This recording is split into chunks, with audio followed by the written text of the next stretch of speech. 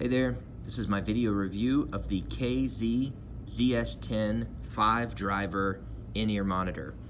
I did a review a while back of the ZS6, which was a great entry-level in-ear monitor for around 40 bucks, I think. Some people had some issues with the high-end kind of sounding tinny or overwhelming, and I think that KZ has resolved that issue. I didn't personally experience that too much. I did notice it a little bit with long periods of listening, but I think that has been resolved with the ZS10. I'm not sure what they did, but these do have more drivers. There's 5 drivers in each in-ear monitor, and you can actually see the drivers, 2 of them right there, those little silver things.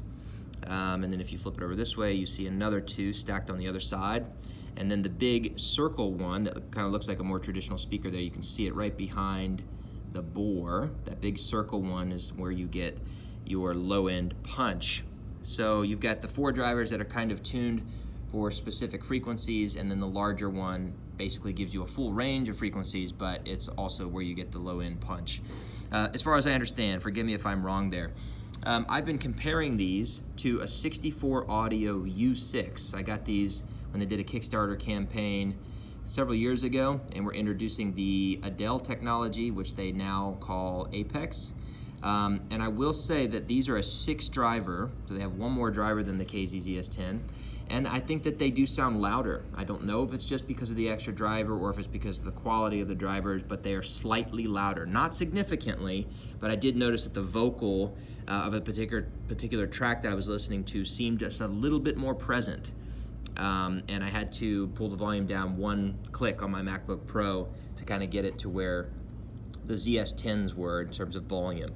But I've got to say, I'm really impressed with the ZS10. The clarity and the distinction between instruments is really great.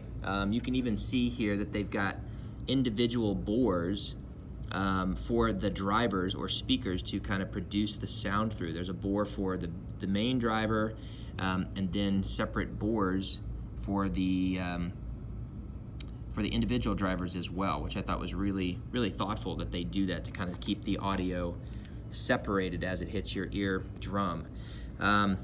The footprint of the ZS10 is significantly larger than the 64 Audio U6, but again, you know, these are a $50 headphone versus a $900 headphone.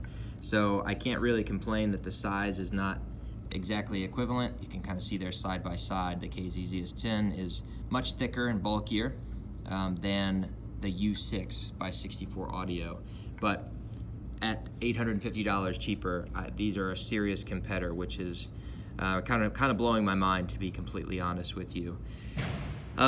So I've been loving them so far. I've listened to the same song probably 10 times with each pair just to kind of A/B them, and I'm really loving the way that these feel. I'm really excited about introducing these to our team here at our church. I think these are a great value for houses of worship, or even for bands who don't want to invest hundreds or even thousands of dollars on custom in-ear monitors. Not that those aren't worth it if this is what you do for a living, but it's hard to justify spending hundreds of dollars on a product when you could spend roughly $50 and get a 5-driver in-ear monitor. So I'm really impressed with these things. Of course, you guys know the cables are removable. You can get a cable with a microphone or one without.